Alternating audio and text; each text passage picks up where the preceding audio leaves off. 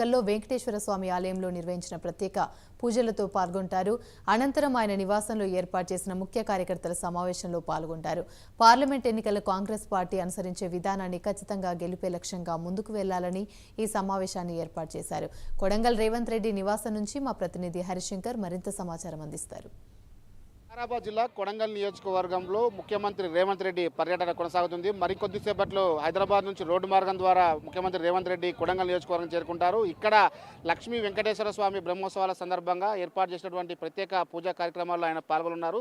అనంతరం ఆయన ఇంటి వద్ద పెద్ద ఎత్తున కూడా కార్యకర్తల సమావేశం ఏర్పాటు చేసినటువంటి పరిస్థితి ఉంది. ప్రస్తుతం మనం కొడంగల్ నియోజకవర్గంలో రేవంత్ రెడ్డి ఇంటి వద్ద ఉన్నాము. ఇక్కడ ఉన్నటువంటి ఏదైతే కార్యకర్తలు కావచ్చు, మండల స్థాయి నాయకులకు సంబంధించి సమన్వయ కమిటీలను ఏర్పాటు చేసి ఇక్కడ ఉన్నటువంటి కార్యకర్తలకు మొబిలైజ్ చేసేందుకు కూడా ఆయన ఏర్పాటు చేసిన పరిస్థితి ఉంది. మనం విజువల్స్ లో చూస్తున్నాం. పెద్ద ఎత్తున కూడా ఇటు కార్యకర్తలు కావచ్చు, నాయకులంతా కూడా రేవంత్ రెడ్డిని కలవడానికి కావచ్చు, రేవంత్ రెడ్డితో స్పీచ్ వినడానికంతా వీళ్ళంతా వస్తున్నట్టు సిచ్యువేషన్ కొనసాగుతున్నటువంటి పరిస్థితి ఉంది. దాదాపు కొడంగల్ నియోజకవర్గంలో ఉన్నటువంటి 5-6 మండలాలు ఏదైతే కోస్గి, కొడంగల్ మరియు బొమ్రాజ్పేట పూర్తి స్థాయిలో కూడా దౌలతాబాద్ మండలాల నుంచి కూడా పెద్ద ఎత్తున కూడా మండల స్థాయి నాయకులు కార్యకర్తలంతా కూడా వస్తున్నటువంటి సిచ్యువేషన్ కొనసాగుతుంది.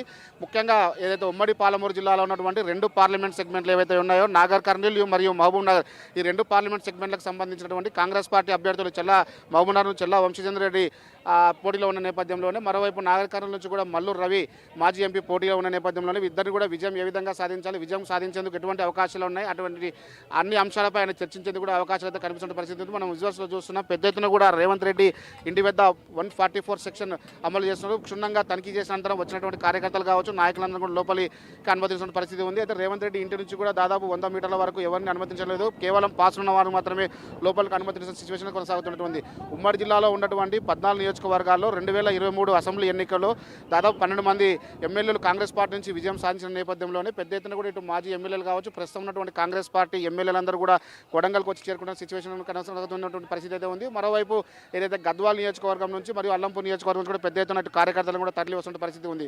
ముఖ్యంగా రేవంత్ రెడ్డి ముఖ్యమంత్రిగా ప్రమాణ స్వీకారం చేసిన తర్వాత రెండవసారి కొడంగల్ నియోజకవర్గానికి వస్తున్న నేపథ్యంలోనే పెద్ద ఎత్తున కూడా పోలీసులు బందోబస్తు ఏర్పాటు చేశారు. కార్యకర్తలందరూ కూడా ఘన స్వాగతం పలికేందుకు కూడా వాళ్ళంతా ఏర్పాటు చేసినటువంటి సిచ్యువేషన్ అయితే ఉంది. మరోవైపు ఆయనకు సెంటిమెంట్గా అచ్చొచ్చినటువంటి ఏదైతే కొడంగల్ లక్ష్మీ వెంకటేశ్వర స్వామి ఆలయంలో బ్రహ్మోత్సవాలు కొనసాగుతున్న నేపథ్యంలో అక్కడ పెద్ద ఎత్తున కూడా పూజలు నిర్వహించిన అనంతరం కూడా ఆయన పూజలు నిర్వహించి ఇక్కడ ఇంటికి వచ్చి చేరుకుంటారు. ఇక్కడ ఈ 2 పార్లమెంట్ సెగ్మెంట్లో ఏ విధంగా విజయం సాధించాలి, ముఖ్యమంత్రిగా రేవంత్ రెడ్డి ప్రమాణ స్వీకారం చేసినటువంటి ఎటువంటి సంక్షేమ పథకాలు అంటే ఎన్నికలకు ముందు ఇచ్చినటువంటి మేనిఫెస్టో ఉందో ఆ మేనిఫెస్టోలో ఉన్నటువంటి ఏవైతే అమలు చేస్తున్నటువంటి సంక్షేమ పథకాలను ప్రజలకు వివరించేందుకు ఎటువంటి ఏర్పాట్లు చేయాలి, మనం ప్రజలతో ఎటువంటి మమేకం అవ్వాలి, ప్రజలకు ఎటువంటి అంశాలు మనం లోపలికి తీసుకెళ్తే రేపు జరగబోయే పార్లమెంట్ ఎన్నికల్లో ఏ విధంగా అభ్యర్థులు విజయం సాధించాలో అనే అంశాలపై కూడా చర్చ ఏర్పాటు చేసే అవకాశాలు కనిపిస్తున్నాయి. ఇప్పటికైతే కొడంగల్ నియోజకవర్గానికి సంబంధించి ముఖ్య కార్యకర్తలు కావచ్చు, ముఖ్య నాయకులందరూ కూడా ఒక్కొక్కరిగా కొడంగల్ రేవంత్ రెడ్డి ఇంటి వద్దకు చేరుకుంటున్న పరిస్థితి అయితే ఉంది. ముఖ్యంగా ఉమ్మడి జిల్లాను టార్గెట్ చేసి కూడా 2023 అసెంబ్లీ ఎన్నికల్లో కాంగ్రెస్ పార్టీ 12 నియోజకవర్గాల్లో జెండా ఎగరవేసిన నేపథ్యంలో ఈ రేపు జరగబోయే 2 పార్లమెంట్ సెగ్మెంట్లో కూడా ఖచ్చితంగా